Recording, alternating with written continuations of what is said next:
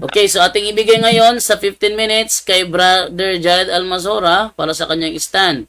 Brother Jared Almazora, go ahead. Ayan, magandang hapon, magandang Yan araw yung sa ating mga kapatid.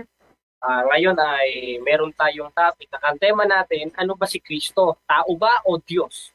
Ngayon, ang stand ng simbahan diyan, si Kristo ay Diyos. Ngayon, ano ang mga patunay sa Biblia na ang ating Panginoong Hesukristo ay Diyos sa likas na kalagayan? Ngayon, basahin muna natin ang binabasa ng ating sandali. Ano-ano ba yung mga talatang ginagamit nila para i-twist o para palabasin na si Kristo tao? Ito na ng mga ministro nila eh. Unang-una basahin natin ng 8:40 ng 1. Ang sabi, ngunit pinagsisikapan niyo kung patayin na ano? Na taong nagsasaysay sa inyo ng katotohanang aking narinig sa Diyos. Ngayon, ang gagawin nitong ating katunggali, ayan eka, kung Diyos eka si Kristo, sana sasabihin niya, siya'y Diyos. Bakit sinabi niya, siya'y tao? Bakit? Basahin natin ang Pilipos 2:5-8. Mangagkaroon kayo sa inyo ng pag-iisip na ito'y na kay Kristo Jesus din naman. Na ano? Na bagamat si Diyos ay hindi niya inari isang bagay na nararapat panagnan ang pagkapantay niya sa Diyos. Kundi pag kung sino pa niya ito't nagad yung alipin at nakitulad sa tao. Eh kung tao na si Kristo, makikitulad pa ba siya sa tao? Eh nakitulad nga siya sa tao eh. Eh papaano? G5 ng Hebreo, sa pamamagitan ng katawan. Kaya may Kristong tao, may Kristong nagutom, may Kristong nila. Ngayon, isa pang binabasa nila ay yung nasa sa is ng unang Timoteo na ano, na siya lamang ang walang kamatayan na nananahan sa liwanag na di malapitan at hindi makita o makikita man ng sino man tao. Ngayon, ang sabi ni Manalo dyan, eka, ayan, ang katangian eka ng Diyos. Ang Diyos eka, walang kamatayan. Si Kristo namatay. Hindi na Diyos si Kristo. Nananahan sa liwanag na di malapitan. Si Kristo na nalalapitan. E di hindi Diyos si Kristo. Tao. At hindi makikita ng sino man tao ba't si Kristo nakita? Ano ba ang nakita? Ano ba yung namatay? At ano ba ang nalapitan kay Kristo? Yung pagka-Diyos ba na nasa loob ng katawang tao? Basahin natin ng 2:9 ng Kolosas. Sapagkat sa kanya nananahan ng likas na kalagayan ng pagka-Diyos nang siya'y maging tao. Ngayon, nung maging tao pala si Kristo, nananahan pala sa kanya yung likas na kalagayan ng pagka-Diyos. At yung pagka-Diyos na yon, yun yung sinasabi sa 6:16 ng unang Timoteo, na di malapitan, nananahan sa liwanag na di malapitan, hindi nakita ng sino man tao alin. Yung pagka-Diyos ni Kristo, na ano, na nasa kanan ng Ama, hindi nasa kanan ni Manalo. 111 ng awit, nakita ni David, sinabi ng Panginoon sa aking Panginoon, umupo ka sa aking kanan. Ilan yung Panginoon niya? Dalawa. Tanong, ano yung isang Panginoon? Sabi sa 2:9 ng Kolosas, may pagka-Diyos, may pagkatao. May divine nature, may human nature. Yung divine nature, yung nasa 6:16 ng unang Timoteo na hindi nakita, hindi malalapitan, nananahan sa liwanag, hindi malapitan, at hindi walang kamatayan. Ngayon, ba't namatay si Kristo? Dahil ang konteksto ng Pilipos 2:5-8, nakitulad siya sa tao. Kaya kung paano namamatay ang tao, paano nalalapitan ng tao, paano nagpapakababa ang tao, paano nananalangin ng tao, ganun ang gagawin ng ating Panginoon Kristo. Kasi ang conclusion niya doon sa 17:3 ng 1, patay ko si Kristo, nanalangin. At nanalangin siya sa Ama, dumating na ang oras, luwalhatiin mo anak kayo. Kung Diyos ay kasi Kristo, ba't pa siya nanalangin? Napakalino ng konteks sa Filipos 5:8 na ano, napagamat si Diyos, hindi niya inaring isang bagay na nararapat panagnan. Ano? Yung pagkapantay niya sa Diyos. Kundi kung sinubat niya ito't nag-anyong alipin at nakitulad sa mga tao. Nakitulad sa tao eh. Kaya kung paano tao na nanalangin sa Diyos, ganun rin mananalangin ang ating Ginoong Hesukristo. Bakit? Nakitulad sa tao. At hindi porket nakitulad siya sa tao, hindi na siya Diyos. Katunayan, sa 5:20 ng unang 1, malamang tatanungin ako dito ni Gerald, tanungin mo ko. Ang sabi sa 5:20 ng unang 1, at nalalaman natin na naparitong anak ng Diyos. Ang naparito pala yung anak ng Diyos. At tayo binigyan ng pagkaunawa na wala si Gerald upang makilala natin siya na totoo at tayo'y nasa kanya na totoo sa makatwid bagay sa kanyang anak na si Hesukristo. Ano si Hesukristo? Ang sabi ni Apostol Juan, ito ang tunay na Diyos at buhay na walang hanggan. Ano ba yung buhay na walang hanggan? Kanino ba nakakapit yon? Doon sa tunay na Diyos. At yung tunay na Diyos sa 5:20 ng unang 1, yun ang ating Panginoon Kristo. Ngayon, nasaan? 1:2 ng unang 1, at ang buhay ay nahayag at aming nakita at pinatututuhan at ang binabalita ang buhay na walang hanggan na kasama ng Ama at sa atin ay nahayag. Therefore, yung kasama ng Ama na buhay na walang hanggan, yung pala yung sinasabi sa 5:20 ng unang 1 na tunay na Diyos. Ngayon, ilan na ang Diyos mo? Ilan na ang Diyos mo? Yan ang tatanungin nila eh. Diyos mo na rin kasi Kristo. Diyos mo na rin ang Ama. Ilan ang Diyos mo? Aba, iisa lang naman sila eh. At hindi porket sinabing isa is absolute one. Pag sinabing isa, aba, basahin na lang natin yung konteksto ng Biblia. Basahin natin sa 17:11 ng 1. At wala na ako sa sanlibutan at mga ito'y nasa sanlibutan, pato ko'y paririyan sa iyo, Amang Banal. Ingatan mo sila sa iyong pangalan niya o mga binigay ko sa akin upang sila, plural, ang tinutukoy yung mga unang Kristiyano, upang sila'y maging isa. Kaya naman natin. Ibig sabihin, pag sinabing isa, hindi talagang isa. Pinag-isa. Kaya ni Kristo at ng Ama. Kaya ilan ang Diyos mo? Isa. And that's the Trinity. At kasama doon ng Ama, Anak, Espiritu Santo at ating Panginoon sa Kristo. Kaya itong si Gerald alam ko mga kantahan nito. Dahil ako dating INC, gusto mo patunay. Alam mo ba yung kanta sa Abulo yan? Dito sa isang bahagi ng ating pagsamba, nag-aalay ng handog, na inutos ng Ama sa ating paghahandog, ay naluluhudan yun. Alam ko kantahan niya dahil dati ako miyembro dyan. Kasama ako ng mga ministro. At hindi lang ako kasama ng mga ministro. Kasama rin ako ng mga miyembro. Kasama ako ng mga PNK. Nagdadalaw kami. Ako na nanalangin. Tsaka yung isa niyong kanta, yung ako'y iglesia ni Kristo, ang iglesyang pinulaan, nakatanim sa aking puso, lahat niyang aral, si Kristo ang susundin ko, anuman ang kasapitan. Kaya hindi mo ko maloloko. Yung mga logic nyo, yung mga conclusion nyo, sa demonyo yan, ayon sa Biblia. Ba't ko sinabing sa demonyo? 8:44 ng 1, kayo'y sa inyong amang diablo. Sinabi ko lang yung sinabi ni Kristo. Sige, moderator, i-wave ko na ang time dahil may trangkaso ko, lumaban tayo ng diskusyon. Okay, so 7 minutes and 40 seconds pa. Taas pa yung oras mo. Sige, okay na para kasi yung hiling ako medyo bro, kasi ko na, may trangkaso kasi ko eh. Sige, sige. Para sige. makapagkano na lang. Asan ba yung isa na Iglesiang Cristo dito? Mag-ingay ka para marinig ka namin. Gerald Cugnan, nanda na ba kayong makarinig ng tamang aral ng Biblia? Magsabi ka bro kung pwede na. Magtanong ka na. Magtanong ka na. Magtanong ka na. Ilan ba yung tanong? Sige. Malinaw ba signal ko? Double check muna. Malinaw. Ilan bang minuto? Ano bro? Parang putol ka sa akin Ilang minuto ang tanungan portion nyo? 10 minutes. 10 minutes. Sige, go. Kung mag-ingay ka, magsisimula yung oras mo. Go ahead. Okay, no? Una kong tanong sa'yo, Brother Jared, yung Juan 17:11 na batayan mo, na ang sabi, at ngayon, ako'y pupunta na sa iyo at aalis na ako sa sanlibutan. Ngunit sa sanlibutan pa sila at Amang Banal, ingatan mo sila sa pamamag... Objection mo? Objection, moderator. Rinig ba ako? Okay, go ahead. Objection.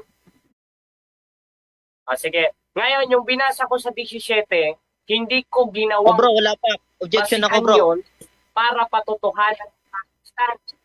Ginamit ko yon para gawing example na iyon ang binabasa ninyo. Next question. Ipitin mo naman ako. Yung kwan mo, Next question. moderators tama. Bro, Bro, hindi pa ako tapos, binabasa ko yung talatang nilatag niya Tapos ngayon, nag-objection siya. Okay, tanong.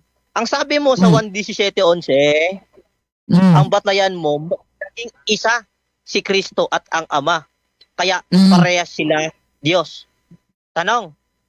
Sa 1:17:22 may binanggit din dito. ang karangalang ibinigay mo sa akin ay ibinigay ko sa kanila upang sila'y ganap na maging isa gaya natin. Lilitaw din ba ang mga hinirang na naging isa ni Kristo at gaya ng Ama? Ibig bang sabihin ng hinirang na naging kaisa ni Kristo at ang Ama, ibig sabihin, Diyos din ba sila? Yes or no? Hindi. Dahil hindi, eto, no. No, sasagot ako. Bakit?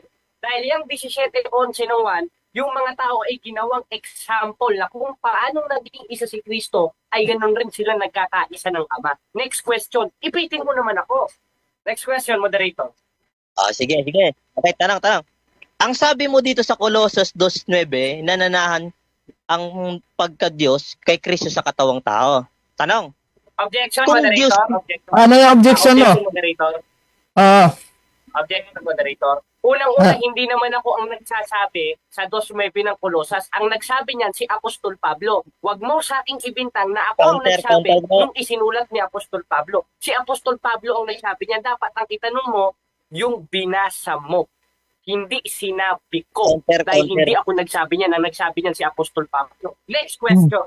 next, bro, sige bro. Sunod tanong bro. Ito na bro, stop time, no? Ah, Unang, bro, Jared din, no? Counter objection ko to. Nilatag mo sa stand mo ang Colossus 2:9. Kaya nagtatanong ako, sabi mo nananahan kay Kristo ang buong kapuspusan ng Diyos sa katawang lamang tao. Ayun, nagre-react Objection ka. ulit, moderator. Ito, moderator, i-clarify ko lang ha. Ah. Ako na hindi Ako ko na na ako, sinabi. objection na. Dahil ang nagsabi, Ako ang nagka-counter eh. nagsasalita sa talata na yan, no. Apostol Pablo. Sandali lang. Bro, Ang na sinabi ko, yung Bro, sinabi Jared, ni magulo ka. Apostol Isang Pablo objection dahil lang tayo binasa ko dito lang. eh. Nasa rules eh. oh, isang objection lang. Ano yung, sige, next question na lang, next question. Okay, Hira ka no, next naman, question ako. Ang Colossus 2:9, nilatag mo to, bro, Jared. Kaya ang sinulat ko kasi nang itatanong ko ayon sa stand mo na nilatag. Ang tanong ko, Sige, ano ba, kung tunay na Diyos si Kristo, bakit mananahan pa niya ang buong kalikasan ng isang Diyos kung tunay na siyang Diyos sa Colossus 2:9? Yan ang tanong ko. Sige, ito paliwanag. Yung konteksto ng 2:9 ng Colossus, it clarifies that our Lord Jesus Christ have a divine nature. Merong divine nature at merong human nature. At na-clarify yan sa 2:9 ng Colossus. Katunayan, nakita nga at naramdaman nga ni Apostol Tomas yan sa 20:28 ng 1 na hindi naramdaman ng puno mo. Kaya ganyan ka. Anong sabi? Panginoon ko, Diyos ko. Bakit? 2:9 ng Colossus, dahil nananahan sa kanya ang nature of God nang siya'y maging tao. Next question. Bro, ilang seconds bang pagsagot? Moderator, objection. Ay. Ilang oras ba ang pagsasagot? Minuto? Ano ba sa kanyo? Di ko nabutan yung rules. Ano ba sa usapan nyo sa rules? Ilang minuto yung sagutan? Nagbag dun sa rules eh. 10 minutes. Ade, yung wala tayong problema sa question 10 minutes. Ika nga yung pag ikaw ay sumagot ilang minuto, 1 minute or 20 seconds o anong kwan? 10 seconds eh. 10 seconds or 15 seconds. 15 seconds lang bro. Sige. Sige, next Go. question. Next question. Okay, no? Pitin mo naman ako. Tanong. Bro Jared, ito tanong ko sa'yo. Sangayon ka ba na ang tunay na Diyos sa unang Timoteo 1:17 mababasa, saka 10:16 mababasa din, na ang katangian ng Diyos ay hindi malapitan? Sangayon ka ba sa isang ganap na tunay na Diyos di malapitan, yes or no? Yes. Bakit? Mapaliwanag ako. Dahil ang nalapitan kay Kristo, yung katawang tao niya. Bakit? Pilipos 2:5-8, bagamat siya'y Diyos, hindi niya inaring isang bagay na nararapat paragnan, kundi bagko sinubad niya ito't nag-anyong alipin at nakitulad sa tao. Ibig sabihin ng pakikitulad sa tao, kung paano ang tao nalalapitan, ganun rin malalapitan si Kristo at makikita at mamamatay. Kaya nga nakitulad eh. Alam mo ba yung salitang nakitulad? Pambihira ka naman. Okay, tanong. Next question. moderator. Ang sabi mo, for clarification to, no? Sabi mo, sumangayon ka ng katangian ng Diyos ay hindi malapitan. Tanong, kung tunay na Diyos si Kristo sa 1:40, nabatayan mo din. Sa makatuwid, hindi siya tunay na Diyos sapagkat nalapitan siya, yes or no? No. Bakit? Mali ang paliwanag mo at mali ang tanong mo. Bakit?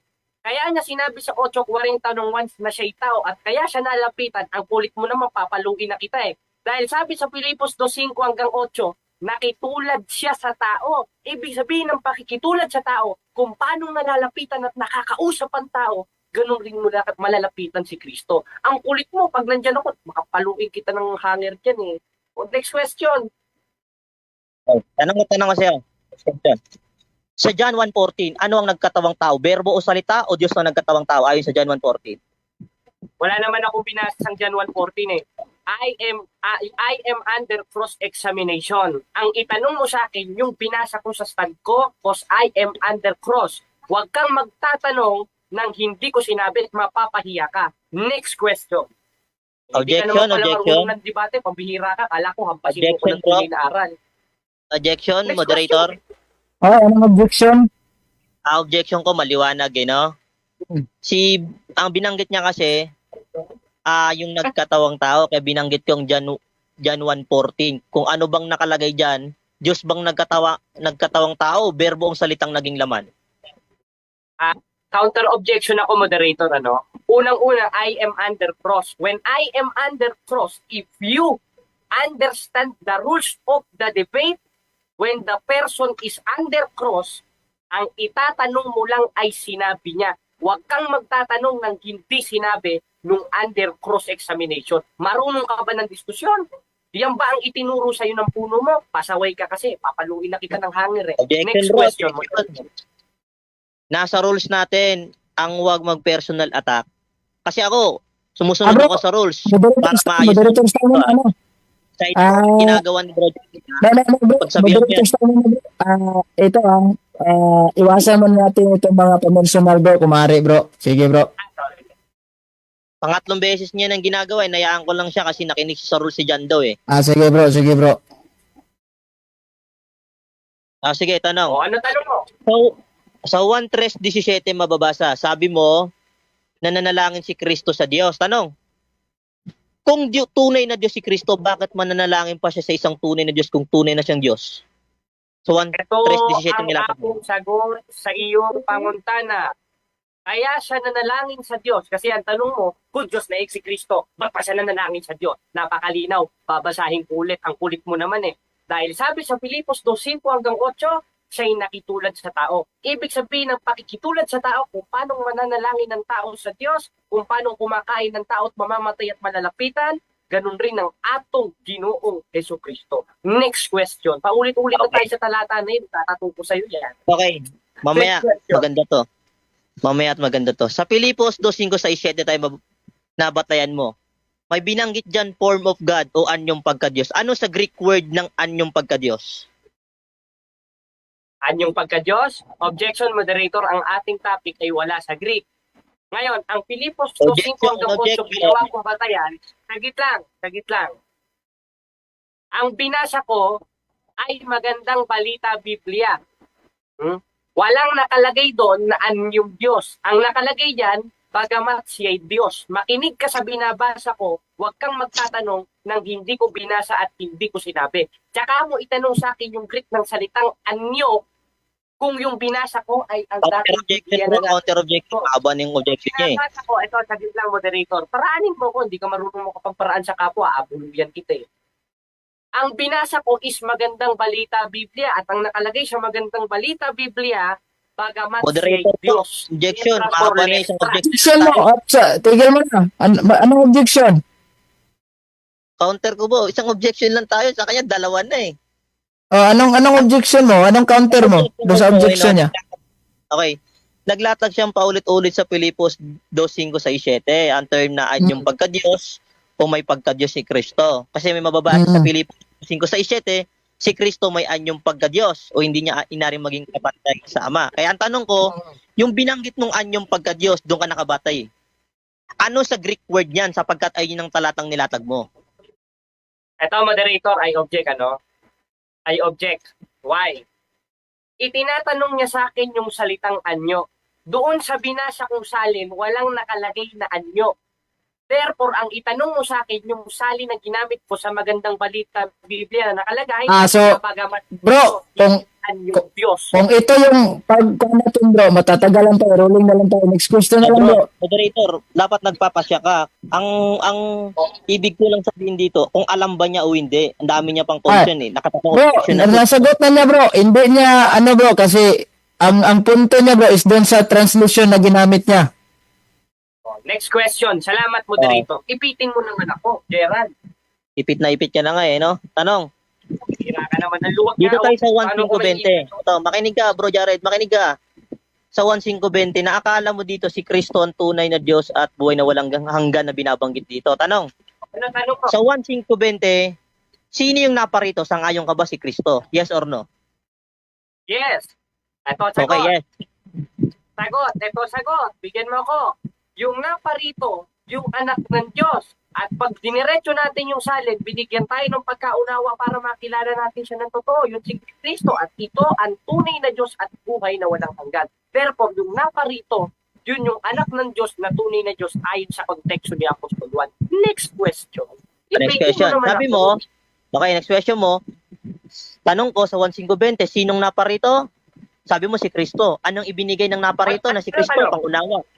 Ngayon, ito 1.520 nalatag mo Anong ibinigay ng naparito? Pangunawa. Bakit ba tayo binigay ng pangunawa? Sabi, para makilala natin ang tunay na Diyos. Tanong, kanino natin makikilala ang tunay na Diyos? Nasa talata, sangayon ka ba na sa pamamagitan ng kanyang anak na si Yesu Kristo? Sangayon ka sa talata, yes or no? Sangayon ako sa talata pero sa konklusyon mo at ng pastor mo, hindi. Bakit?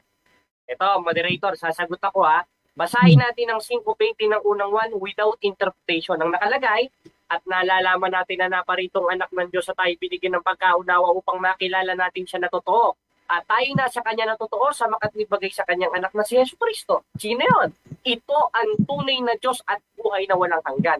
Therefore, that verse, it's clarified that our Lord Jesus Christ is the one true God na naparito at binigyan tayo ng pagkaunawa upang makilala natin siya na totoo.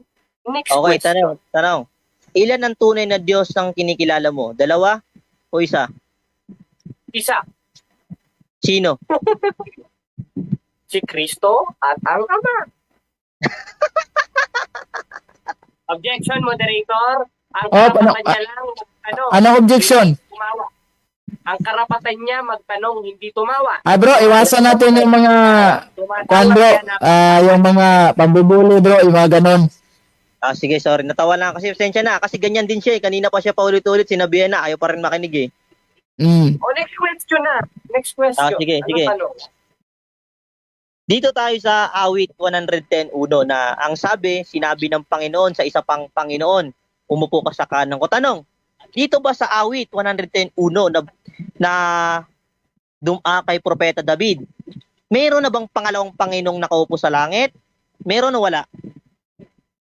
Ito, babasahin natin ng talata. Sabi sa 111 ng awit, sinabi ng Panginoon sa aking Panginoon, umupo ka. Ibig sabihin ng umupo, hindi pa nakaupo. Kaya pinaupo kasi papaupuin. Ano sabi? Sinabi ng Panginoon sa aking Panginoon, umupo ka sa aking kanan. Sino yung nasa kanan na yun? 3.1 ng Kolosas, si Kristo. Ano si Kristo? 5.20 ng unang 1. Tunay na Diyos at buhay na walang hanggan. Proteo et Ecclesia. Next question. Bihira Okay, ka naman, no? Wave ko na yan bro, para makarinig si Jared ng tamang aral kasi yun lang nilatag niyang talata Wala, hindi ka na magtanong? Thank you.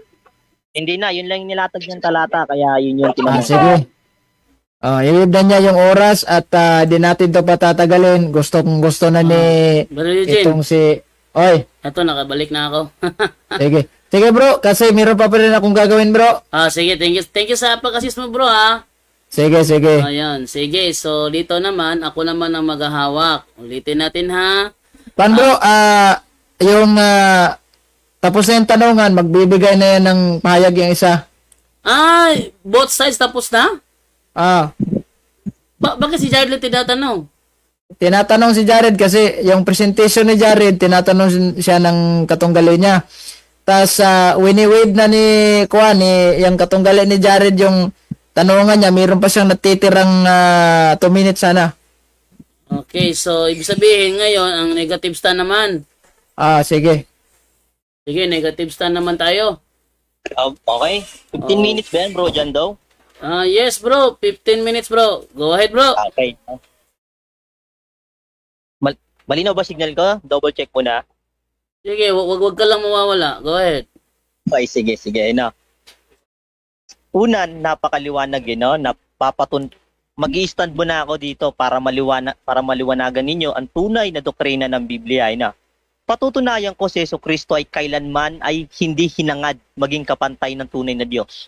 Gaya ng sinasabi ni Bro Jared na si Kristo tunay na Diyos din ang Ama, bali dalawa na tunay na Diyos. Sa kanya, isa lang.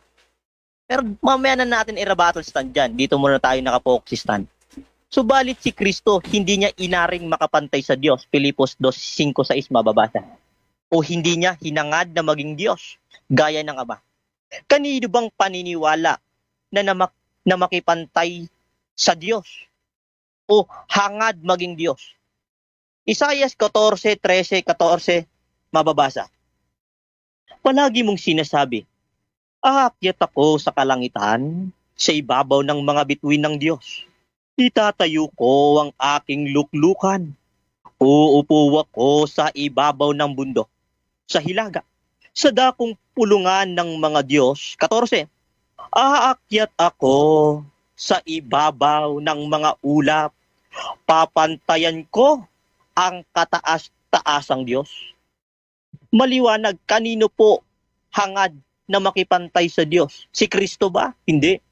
Sabi ni Kristo, hindi ko inaring makipantay sa Diyos. Gaya ng paniniwala ni Bro Jared na si Kristo din ay tunay na Diyos na gaya ng Ama. Kundi parehas sila ng paniniwala at katangian ni Satanas. Na si Satanas ay nakikipantay sa Diyos. Sabi niya, sa ibabaw ng mga ulap, papantayan ko ang kataas-taasang Diyos. Ang sino mang naniniwala na tunay na Diyos si Kristo, gaya ng Ama, maliwanag, aral ng demonyo yan. Lantarang panlilin lang ng diablon na ginagawa ni Bro Jared. Bakit? Yan ay kalaban ng Diyos. Sapagkat mababasa din sa ikalawang Korinto 11:13, si Satanas ay gumagamit din ng salita ng Diyos. Meron siyang mga ngaral, mga ministro, mga defender na against sa Biblia.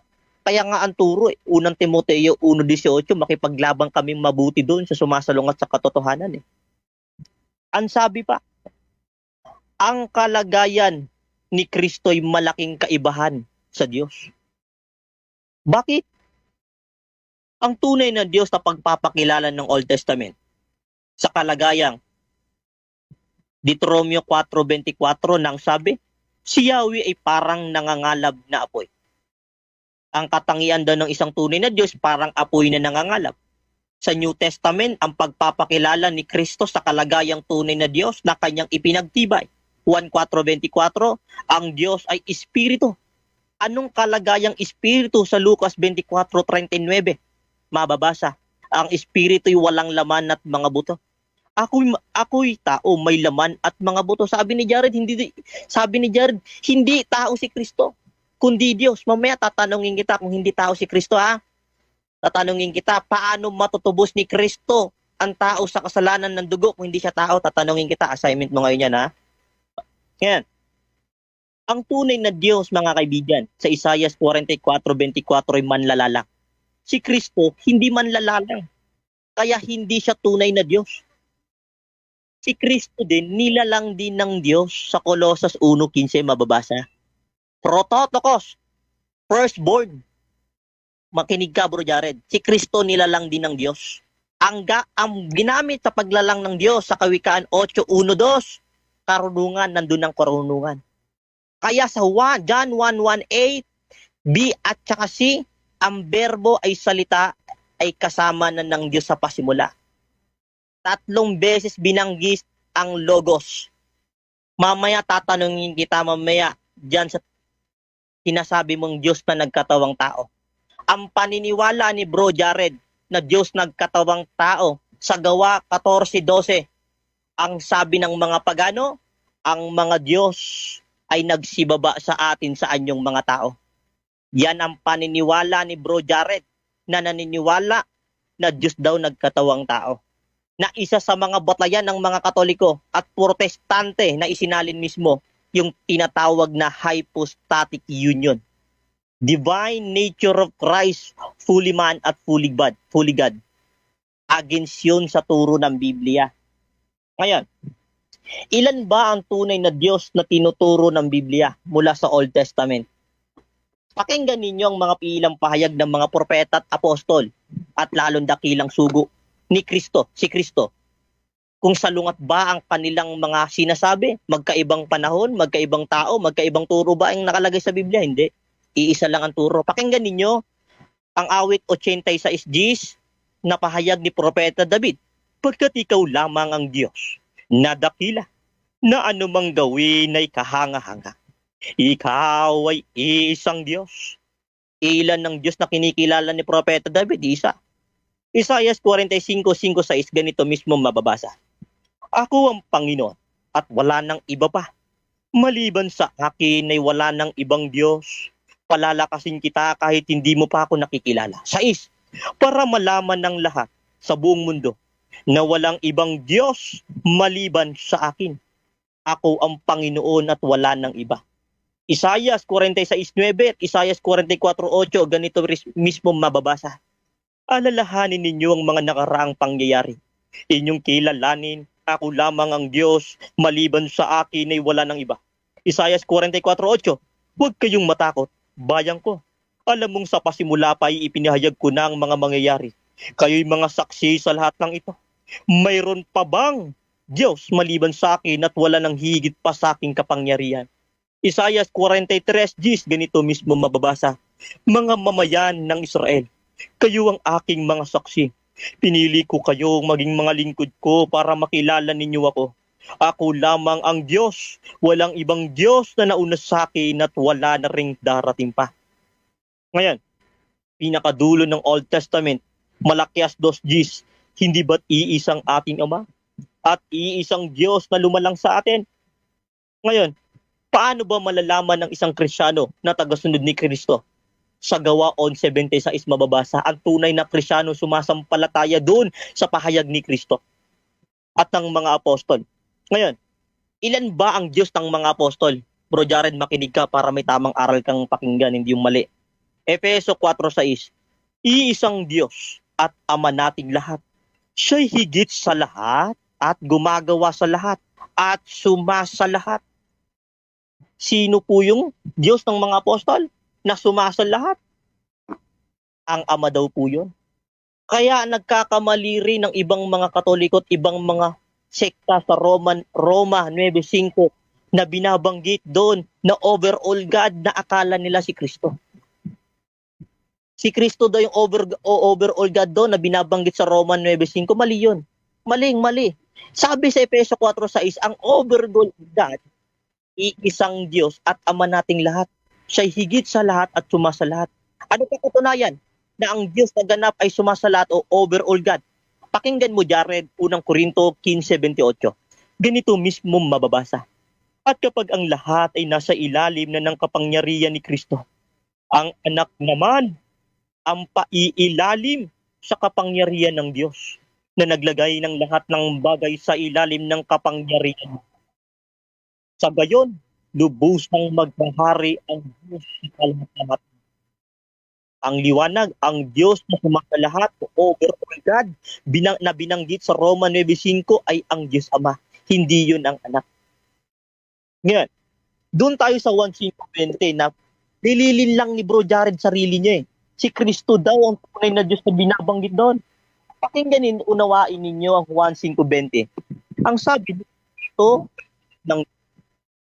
ang sabi na paritong anak ng Diyos, sino yun? Si Kristo. Anong ibinigay ng Kristo sa ating pangunawa? Bakit ba tayo binigyan ng pangunawa? Sabi, para makilala natin ang tunay na Diyos. Kanino natin makikilala ang tunay na Diyos? Sa pamamagitan ng kanyang anak na si Hesus Kristo. Kanyang anak. Possessive pronoun, Bro Jared. Kanyang anak, tuldok. Pag sinabing tuldok, ito'y ginagamit sa bilang panapos ng isang pangungusap o end of the point o another sentence na itong kinakailangan. At binanggit at Siya. At siya'y tunay na Diyos at buhay na walang hanggan. Yung pagkakala mo tunay na Diyos at buhay na walang hanggan doon, Bro Jared, ay ang ama yun sa 1:17:1-3. Bago tayo makarating sa 1:17:1-3, kaya naparito si Kristo sa lupa sapagkat hindi na nakikilala ng sanlibutan ang tunay na Diyos. 1:7:28. Sabi ni Kristo, nagtuturo si Kristo ng malakas sa templo at nangagsasabi, kung talagang nakikilala ninyo ako, dapat kilala ninyo ang nagsugo sa akin. Ang tunay na Diyos ang nagsugo sa akin, pero yun ang hindi ninyo nakikilala. Kaya nga sabi ni Kristo sa 1:17:1-3, pagkasabi ni Jesus nito sa wikang ito, Ama, dumating ng oras, luwalatiin mo ang iyong anak ko pang luwalatiin din ng iyong anak. At binigyan mo ko ng kapangyarihan sa lahat ng tao, ang lahat ng ibinigay mo sa akin. Tumingala si Kristo sa langit, tinuro niya doon ang sabi ni Kristo sa mga alagad, ito ang tunay na Diyos. Ang makilala kanila, nakaisang tunay na Diyos at buhay na walang hanggan. At makilala rin si Kristong sinugo mo.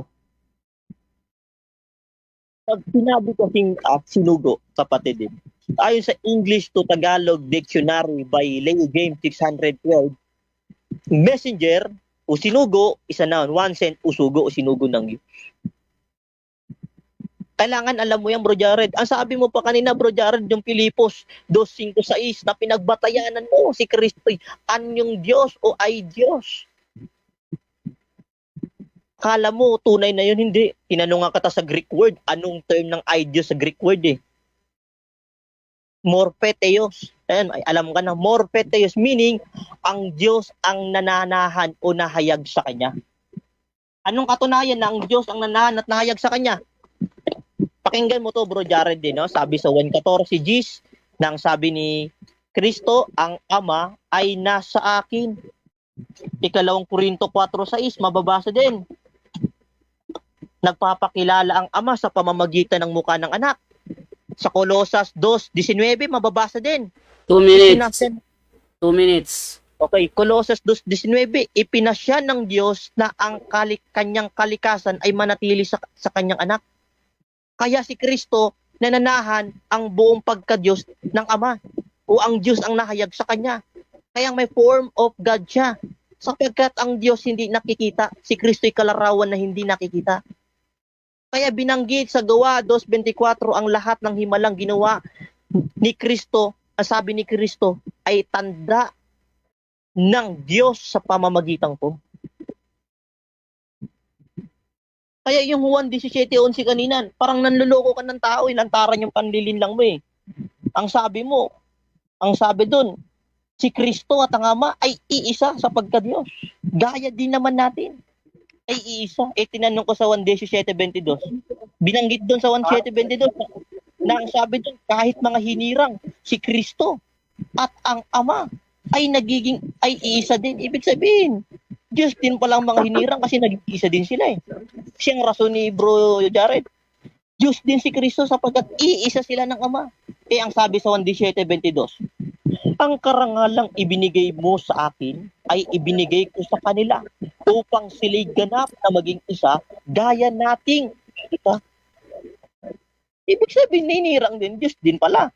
Kasi iisan din palang Ama at si Kristo eh. Ngayon, napakaliwanag. Kailanman hindi naging tunay na Diyos si Kristo, bro. Sapagkat sa unang Korinto 8:6 sa pahayag ng mga apostol, sa ganang atin ay meron lamang iisang Diyos, ang Ama na lumikha ng lahat ng mga bagay. Ang Biblia, bro Jared, hindi salungat. Isaiah 34:16, saliksikin ninyong aklat ng Panginoon sapagkat walang nagkulang ni kahit isa. Ikalawang Timoteo 3:16, mababasa, ang kasulatan ay kinasiyahan ng Diyos magagamit sa pagtuturo ng katotohanan. Sa'yo sa lumat iba ang turo mo dun sa unawa dun sa Biblia eh. Sa 1:5:20, sa 1:11, sa Colossus 2:9, laglag ka eh. Sinagot ko lahat ng argumento mo. Yung Pilipos 2:5-6, lahat wasak na wasak eh. Sa 1:3-17, kung si Kristo tunay na Diyos, bakit mananalangin ba sa isang tunay na Diyos? Ama, tulungan mo ako. Tunay na Diyos din ako, tunay na Diyos ka din. Tulungan mo ako. Ganun ba unawa mo, Bro Jared? Napakainan ng Diyos mo. Ang Diyos mo pa, naging alipin, Filipos 2:7-8. Ang Diyos sa Oseas 11:9, hindi pwede maging tao alipin. 10 seconds. Okay, wave ko na yan, bro. Wave mo? Wave ko na.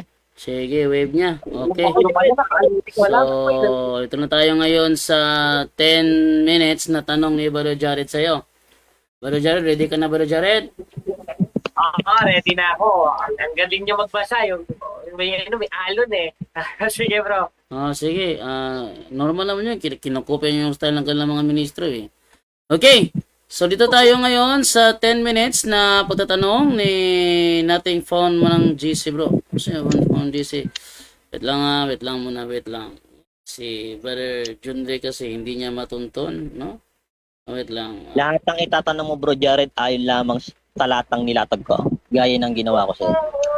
Kalala. Wait lang. Maya na painitan, ano? Okay, so dito muna tayo ngayon saglit sa maybe si ano. Okay. Dito tayo ngayon. So atin ang ibigay ngayon para sa 10 minutes ni Brother Jared. Go ahead, Brother Jared. Ayan. Handa ka na ba, Gerald, ng Iglesia ni Manalo? Bro, objection, bro. Ano yung objection? Bro, nasa rules natin, bawal no personal attack kahit sino. Panglima na ni Bro Jared yan. Parakit nasa admin ka ng punto, ikaw lumalabag sa rules. Dapat formal. Patas lang. Sige, ito na.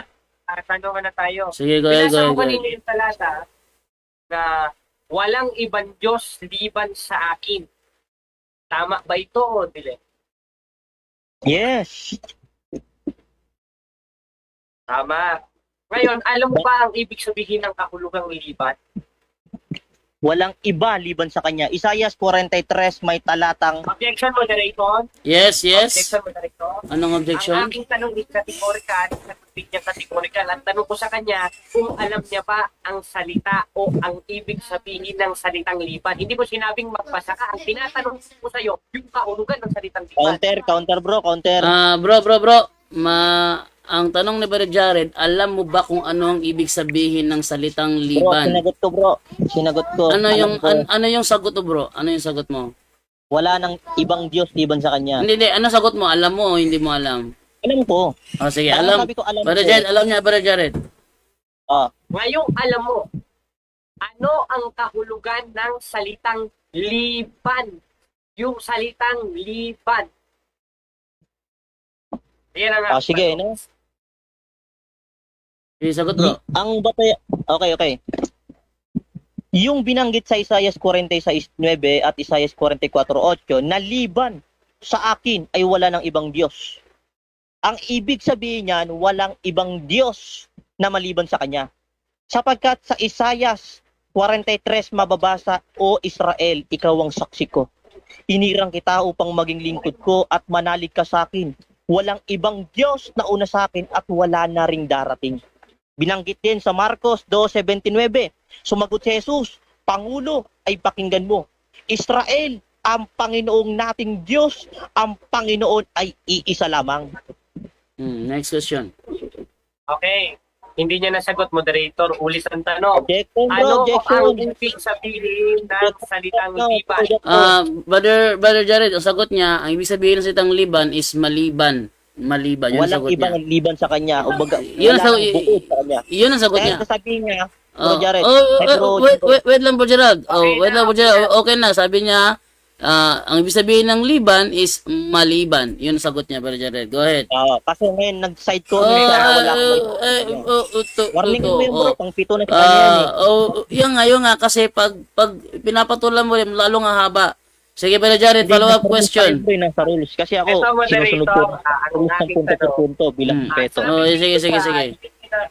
Ang aking tanong, sabi dito sa New Dictionary of Tagalog ni Carl Galvez Rubino noong 2002, ang ibig sabihin ng liban ay hindi kilala. Tanong ko sa iyo, ibig sabihin ba hindi kilala ng Ama si Kristo? Hindi kilala o kilala? Okay, no? Objection ako, bro. Yung nilatag niya kanina na hindi kilala. Wala yan sa talatang nilatag ko sa Isaiah Objection, moderator. 48. Wait lang muna, Brother Gerald. Kasi under cross-examine ka at kinukuha ni Brother Jared ang meaning ng Liban. So may binasa siyang referensya. Ang tanong niya, kino-confirm mo ba na tamang referensya? O kino-confirm mong mali ang referensya? Yun sagot niya. Ayun sagutin mo. Sige, sigutin natin no? Sige, go. Yung sagot mo, kung si Kristo ba'y hindi kilala ng Diyos o kilala ng Diyos? Ang sagot ko dyan, kilala si Kristo ng Diyos, hindi bilang Diyos, kundi bilang sinugo ng Diyos, 1:5:20. Naparito ang anak ng Okay. Diyos para makinig ka muna. Wait lang 8 muna, seconds wait lang ako. muna, wait lang muna. Go ahead. Sige, sige. Sige, sige. Kilala ng Diyos si Kristo, kaya nga sinugo si Kristo na kaisa-isang anak eh. Sa 1:5:20, sinong naparito? Si Kristo. Anong ibinigay ng naparito? Pangunawa. Bakit tayo binigay ng pangunawa? Para makilala natin ang tunay na Diyos. Kanino natin makikilala ang tunay na Diyos? Sa pamamagitan ng kanyang anak na si Jesucristo. Yun ang magpapakilala sa tunay na Diyos. Sa 1:7:28, hindi daw kilala ng sanlibutan ng tunay na Diyos, kaya naparito siya sa lupa. Okay na. Okay, next. O ngayon, sabi mo kanina, hindi kilala o kilala si Kristo ng Ama, hindi bilang Diyos. Ngayon, kung mabasa ko sa Biblia letra por letra, na kilala ng Ama si Kristo bilang Diyos, tatanggapin mo, talo ka na sa diskusyon, tapos na. Sagot, bro. Okay. Pag napatunayan mo ito kasi challenge yung Hindi. ginagawa mo eh. Wait lang muna. Wait lang muna, bro. Wait lang muna, bro. Ang tanong niya kasi, pag nabasa daw niya na kinikilala ng Ama na Diyos ang anak, talo ka na ba sa diskusyong ito? Yes or no?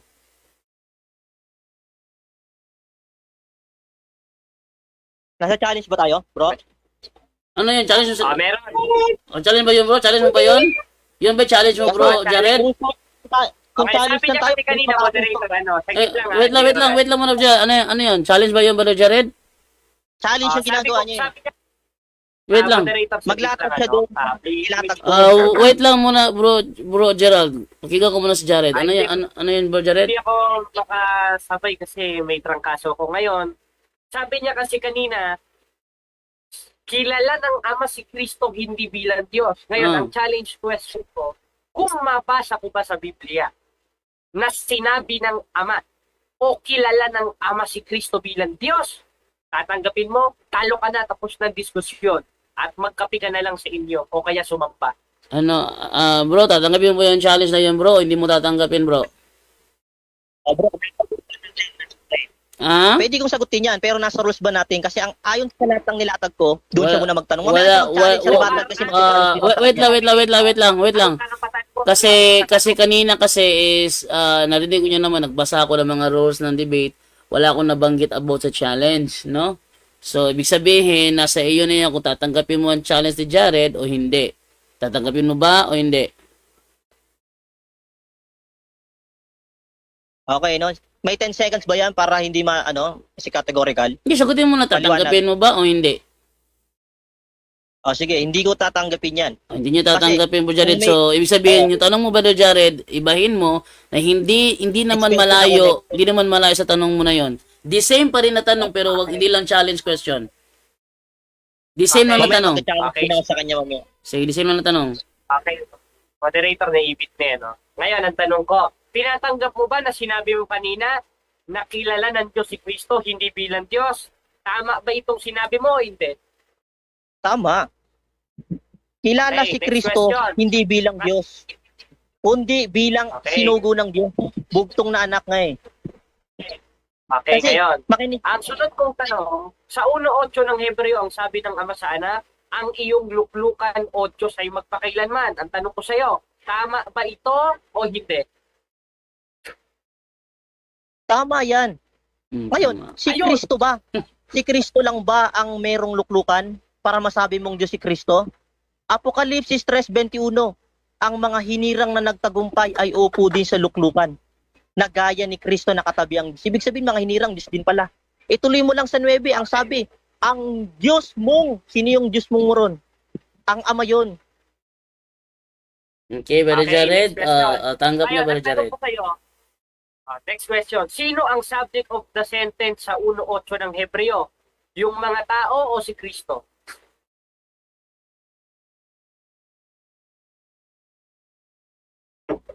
Patungkol yan kay Kristo.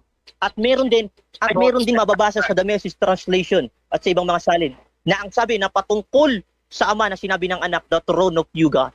Kaya kung sasabihin mo si Kristo ang Diyos doon na nasa katwiran ng Diyos, sentro ng katwiran, eh bakit sa Marcos 14:62 nasa gilid lang siya ng Diyos kung sentro siya ng katwiran?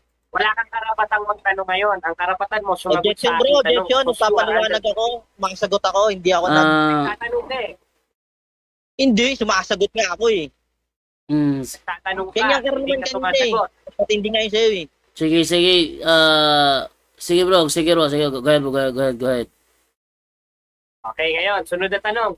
Ngayon, kung si Kristo ang subject of the sentence sa 1.8 ng Hebreo, therefore, tinatanggap mo sinabihan si Kristo ng Ama na Diyos dahil ang sabi, ngunit tungkol sa anak, ang subject of the sentence, yung anak si Kristo, Bro, objection ay ako, bro. sinasabi. Wait lang, bro Gerald. Anong objection mo, bro Gerald? Sinagot ko siya kanina sa Hebreo 1.8 para ma-clarify niya. Ngayon, sagutin niya muna ang lahat ng mga nilatag ko ayon sa stand ko. Wait lang bro, hindi karapatan ni Jared ang sumagot ngayon. Ikaw ang Hindi, objection, bro. sasagot. Objection. Nasa rules natin, di ba? Kung ano ang stand press, doon lamang sumagot doon sa mga nilatag na talata. Yun ang ginawa ko kay Jared. Kaya ngayon, ganun yung ginawa ko. Bro, ang role kanina, binasa ko, ang tanong at sagot ay hindi lalabas sa paksa. Yun ang role ko. Ang tanong at sagot ay hindi lalabas sa paksa. At ang bro, objection ako bro. Kanina sa Pilipos 2:5-6 tinanong ko si Jared sa Greek word ng Objection, anyong Diyos. moderator. Sabi niya, hindi niya Inuubos daw mo alam yung oras kasi ko. ayun po sa talagang Nga. nilatag. Karapatan mo, sumagot na tanong. Wait lang, bro Jared, wait lang. Makinig ko muna. Bro Jared, wait lang, nakapause yung time. Meron pang 5 minutes and 3 seconds. Bro, ito, makinig ka muna. Kanina, tinanong ko siya sa ibang talata na hindi niya nilatag. Yung Pilipos 2:5-6. Bro, sinagot naman niya kanina yan na hindi niya alam yung nasa Greek. Okay? So, kaya nga, yun na nga. So, sinagot niya hindi niya alam yung nasa Greek. So, dito naman tayo ngayon sa tanong ni Bro Jared. Ito ay follow-up question lang ha. Bro Jared, ulitin mo yung tanong mo, Bro Jared. Ulitin mo.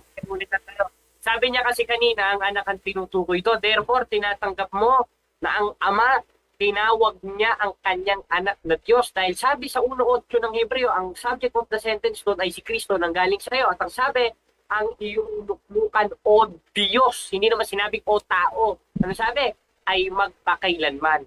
Tinatanggap mo ba yon o sinusuka mo na yung sinabi mo? Kategorika. Okay na. Ang sagot ko dyan, sa talata sa Hebreo 1:8, hindi sa yung sariling unawa. Wait lang. Wait lang ha. Ang tanong ni Jared kasi, tinatanggap mo na ba ang nakasulat sa Hebreo 1:8? Sumagot ako bro Jando. Sabi ko, tinatanggap ko nakasulat sa talata. Ayun, tinatanggap niya. Pero- Okay. Sige. Pero walang sinabi dyan sa Biblia na si Kristo Diyos din. Kasi kung si Kristo Diyos din, unang Korinto 8:6, sabi ng mga apostol, sa ganang atin iisa lamang ang Diyos ang Ama. Magiging salungat na. Pagdating sa 9, Hebreo 1:9, sinabi ni Apostol Pablo, ang Diyos mong, sinong mong doon, yung Ama yun, yung natutungkulan na sentro ng katwiran ng luklukan. Okay, Brother Jared, Okay. tinatanggap niya na tama yung binasa mo. Okay, ngayon tama ang binasa ko. Therefore, tinatanggap mo o kinakain mo na yung sinabi mo kanina na kilala ng Ama si Kristo bilang bilang ng Ama si Kristo, hindi bilang Diyos. Therefore, kinakain mo na yung sinabi mo na yun. Kinakain mo o hindi dahil tinatanggap mo yung nuot ko ng Hebreo. Okay, no? Ang sagot ko kanina maliwanag sa Isaiah 46. Bro, wait lang. Ang tanong kasi, dahil tinatanggap mo yung... Clarify ko yung unang ano niya eh. Wait lang. Bro, categorical kasi ang tanong ni Bro Jared. Kaya ka mag-objection ako. Oo. Kasi iba ang tanong niya sa akin doon sa Isaiah 46:9. Bro, Ayun, iba rin ang tanong wait ni lang. Hebreo. Bro, categorical ang tanong ni Jared. Ang sabi niya, dahil tinatanggap mo na yung nasa Hebreo 1:8, sinusuka mo na ba daw? Kinakain o sinusuka? kinakain mo na ba yung sinabi mo kanina na kilala ng Ama si Kristo hindi bilang Diyos? Kinakain na mo muna ba yun o hindi? Yung categorical, kinakain mo na ba yun o hindi? Sagot. Okay, bro. Ang sagot ko dyan, yung mali ang tanong niya. Isaiah 46:9. Bro, moderator's time, bro. Moderator's time. Wala categorical. Bro, moderator's time. As a moderator, valid po yung tanong ni Jared. Kasi kanina sa sinabi mo kanina sa sagot mo kanina na kinikilala ng Ama si Kristo hindi bilang Diyos. Yung sabi mo kanina.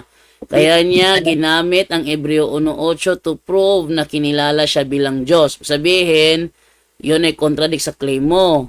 And then, tinanggap mo naman yung Hebreo 1:8. So, ang tanong niya ngayon categorical, kinakain mo na ba? Kinakain mo na ba yung sinabi mo kanina o hindi? Yun ang sagutin mo, bro. Categorical yan, bro. Hindi. O yan, sumagot ako hindi. Bakit? Hindi. Yung sagot ko tama. Sa Hebreo 1:8, hindi si Kristo ang Diyos ang yung luklukan ng binabanggit doon, kundi ang Ama sa 9. Kasi sa Isaiah 46:9, kung sabi ng Diyos, wala na ibang Diyos liban sa Kanya, sinungaling ang Diyos. Tama kayo mga Katoliko. Kasi may Diyos pa palang isa eh. Sabi nga sa Isaiah 43, Diyos, wala nang Diyos na liban sa at wala nang darating eh. Sa inyo meron pa. Nagsisinungaling ang Diyos at Katolik ang tama. Ayun ang lilitaw doon.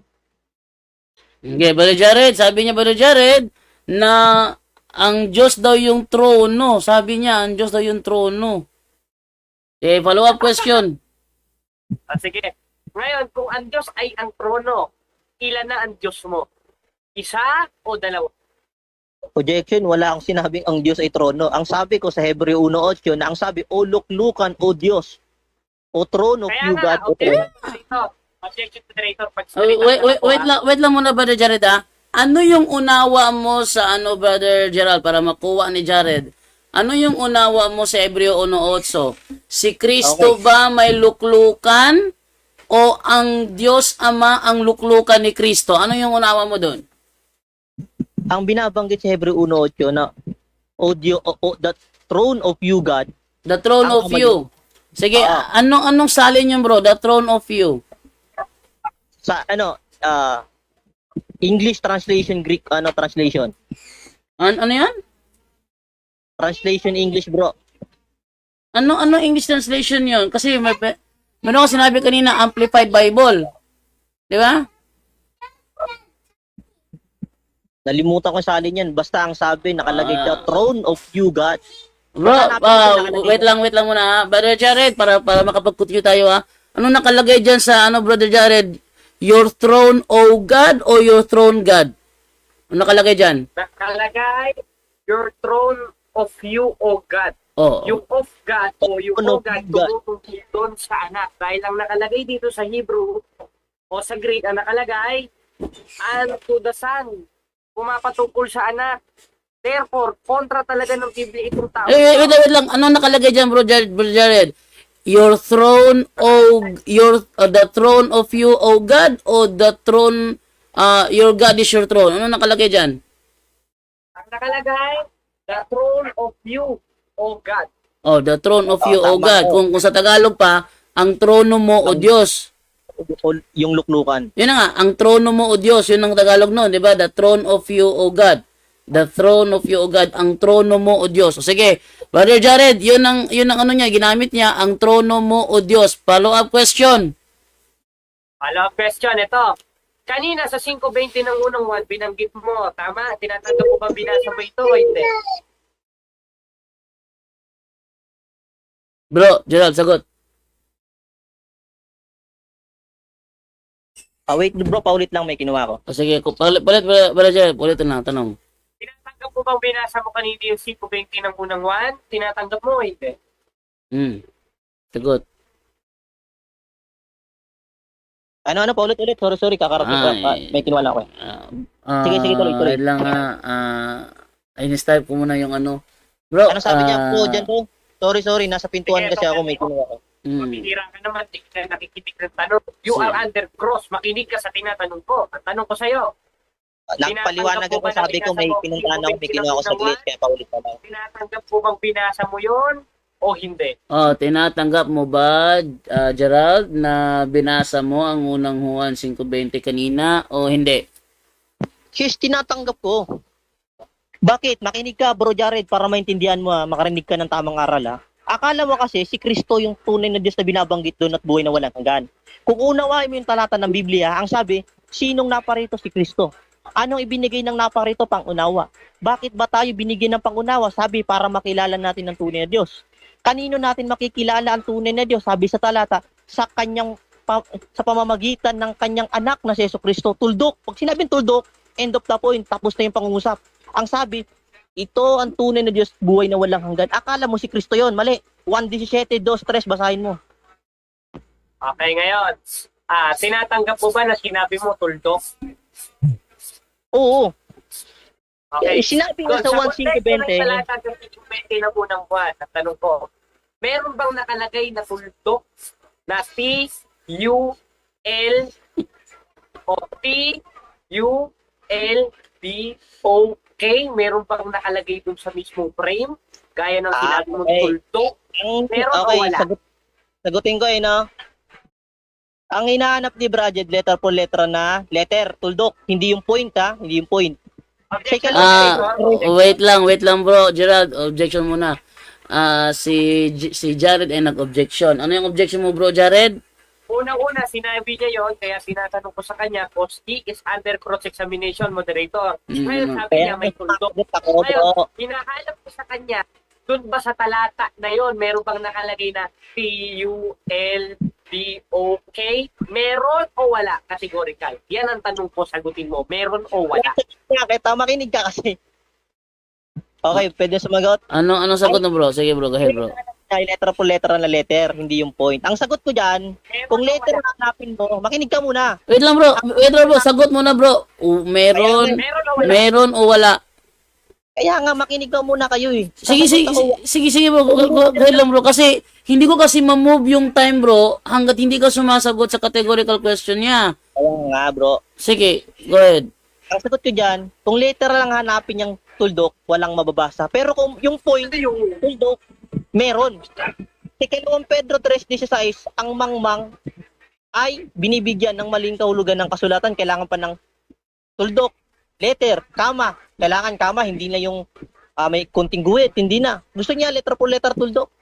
Pag sinabing tuldok, end of the point, ginagamit yan bilang panapo sa isang pangusap.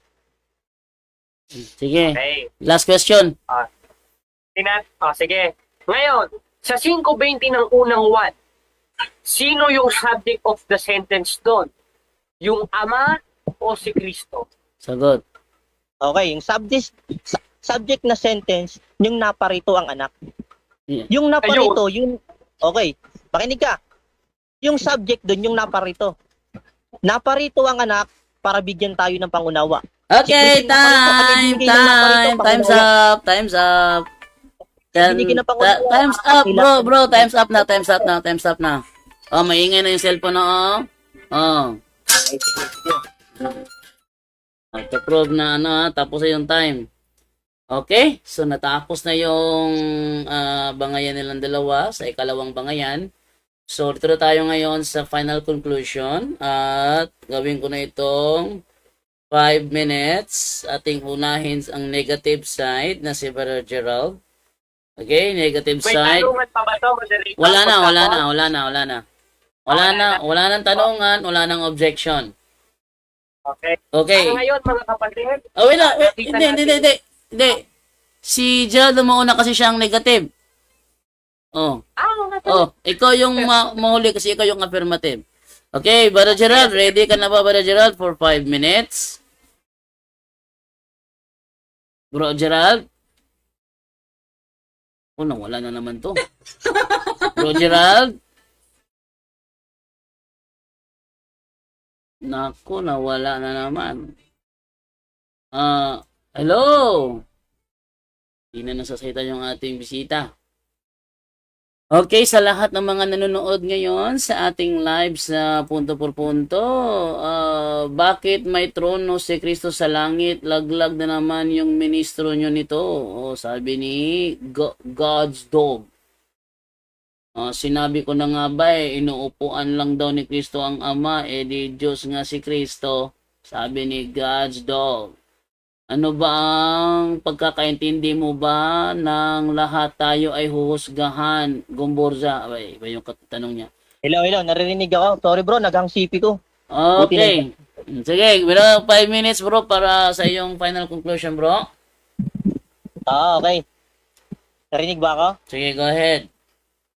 Ang conclusion ko walang natindigan, walang napatunayan. Si Bro Jared sa stand ko natututuloy niya na si Kristo hindi tunay na Diyos.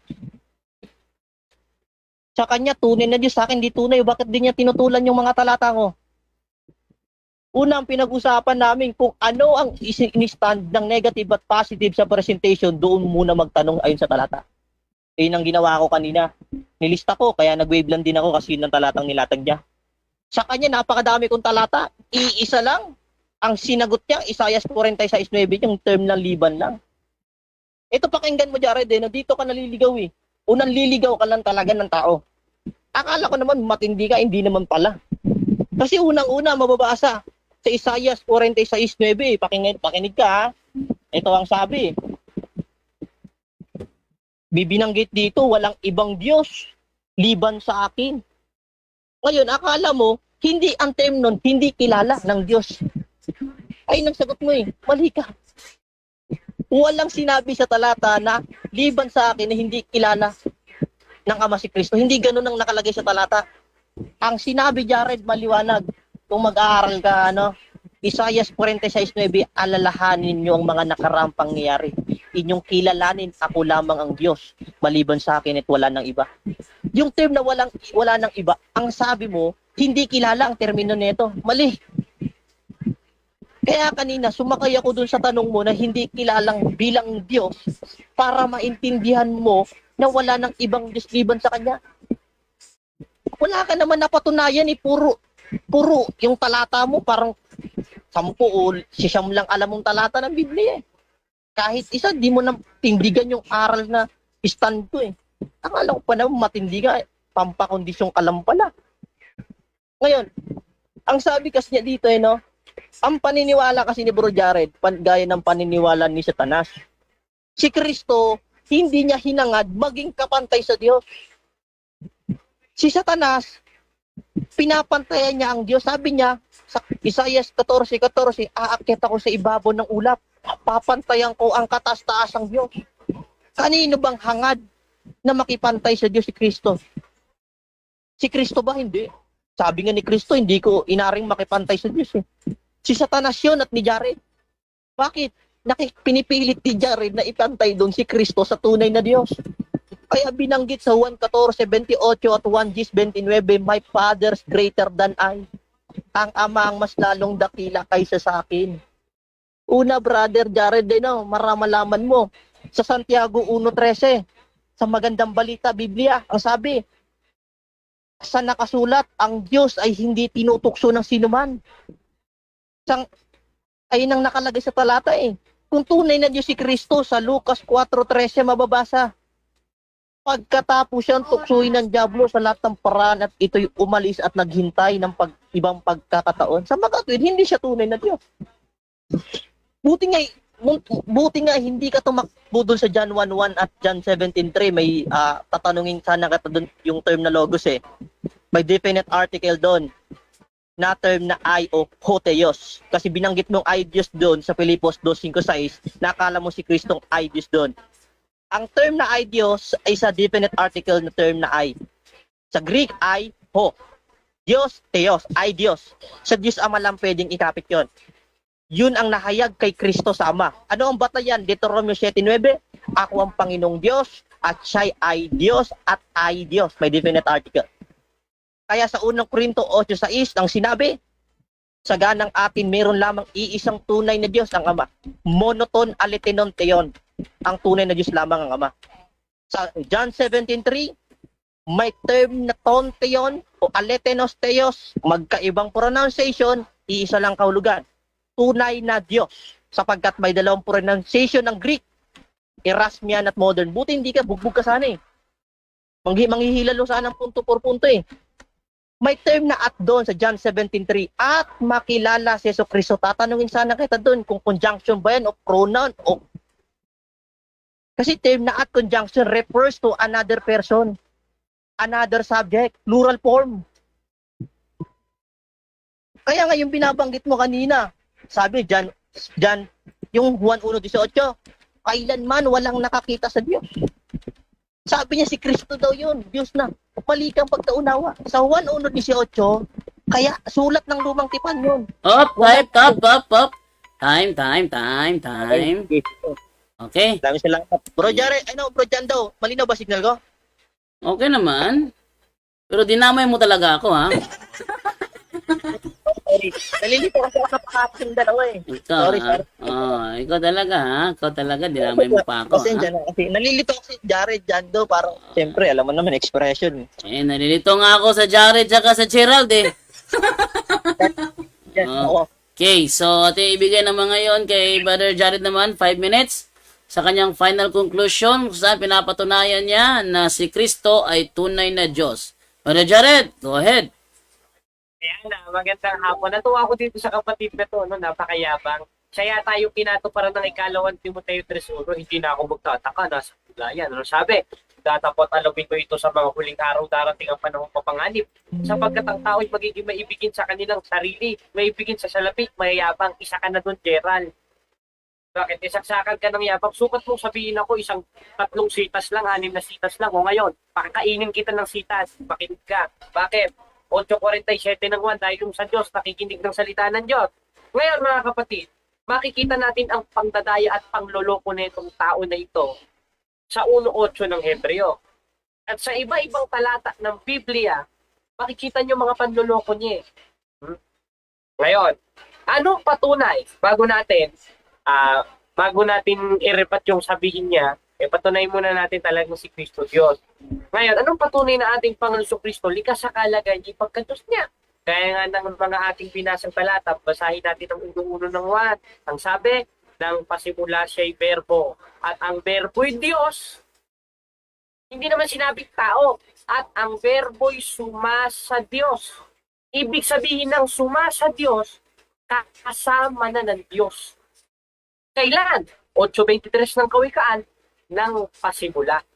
Paano naging tao yan si Kristo? Wala pang pasimula, nandiyan na, kasama na siya ng Ama, nasa kanan na siya ng Ama. 3:1 ng Kolosas, o baka hindi mo alam. Ang sabi, kung kayo ang muling binuhay na kalakip ni Kristo, hanapin ninyong mga bagay na nasa itaas sa langit na kinaroroonan ni Kristo na nakaupo sa kanan ng Diyos. Tanong, may makakalapit pa sa Diyos? Sabi sa 6:6 ng unang Timoteo, na siya lamang ang walang kamatayan na di makikita ng sino man tao o malalapitan man.